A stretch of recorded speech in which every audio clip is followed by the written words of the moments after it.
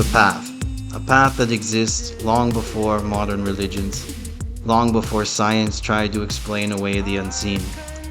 It's a path our ancestors knew intimately. One walked not with the feet, but the soul. A path toward remembering, toward awakening.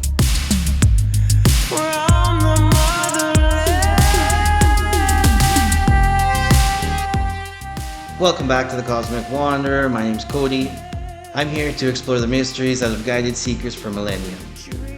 And in this new series, we dive into the ancient bond between psychedelics, spirituality, and the wisdom from those who came before us. In this series, I'll share some of my personal experiences here in Ecuador, where I've actually sat down with a shaman and been through the Ayahuasca ceremony multiple times. And we'll kind of go through each one of those and what I took away from it, what my experience was. I'll also explore some areas like psychedelics, DMT, psilocybin mushrooms, and maybe a couple other things. But in the sense that we're not using a drug to escape reality, but we're using a drug to deepen your understanding of reality. It's about ancient knowledge and the forgotten way, and the true nature of a spiritual awakening.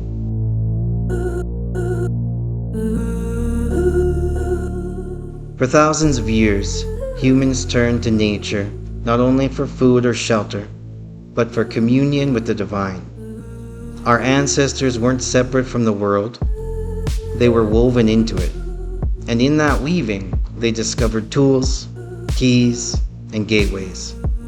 From the Eleusinian mysteries in ancient Greece to the Mayan shamans deep in the jungle, and the Siberian tribes dancing beneath the northern lights, sacred plants were seen as living teachers.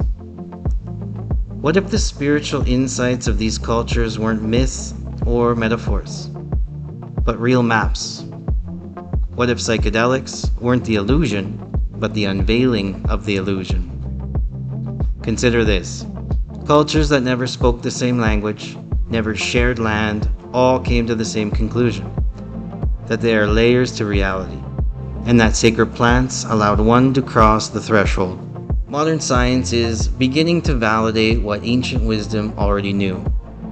When substances like DMT or psilocybin are taken with intention, they often quiet the part of the brain responsible for ego, control, and constant thought, what neuroscientists call the default mode network. With that part quiet, something extraordinary happens. People report entering realms of pure light. They feel overwhelming love. They meet guides, ancestors, or versions of themselves beyond space and time. In my own experiences, I've encountered moments that I can't fully explain. Visions that seem more real than waking life, insights that rewrite how I see myself, my purpose, and this world. Psychedelics, when used respectfully, can act as mirrors. They don't show us anything we don't already carry. They reveal. They peel back the layers, and often what's waiting on the other side is us. This is not a journey of belief. It's a journey of experience. Religion can be beautiful, but spirituality doesn't require a building, a book, or a name. True spirituality lives in silence, in breath, in awe, in the moment you realize that you are more than flesh. Throughout this series, we'll explore spiritual technologies used by ancient peoples.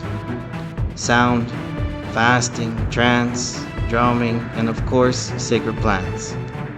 These aren't superstitions. They're sophisticated systems of self-realization. The question is not, are these things real? The question is, are you ready to find out for yourself? First time I sat down and did ayahuasca, to be honest, I don't think I was prepared at all. I had followed the preparationary steps that they say to do some fasting and things like that. but the intensity of the experience, the emotions that came along with it, I really wasn't prepared. But as I went back, for session 2, 3, 4, things started to loosen up. I kind of knew what to expect, and I was almost able to kind of let go and just go with the process. And each time was a little bit different.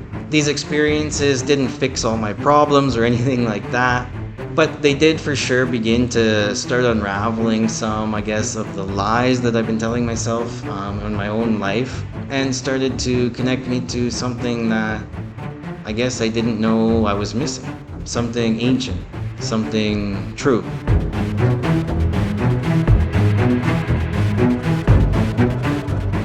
In this series, we walk the path that merges the wisdom of the ancients with the tools of the modern seeker.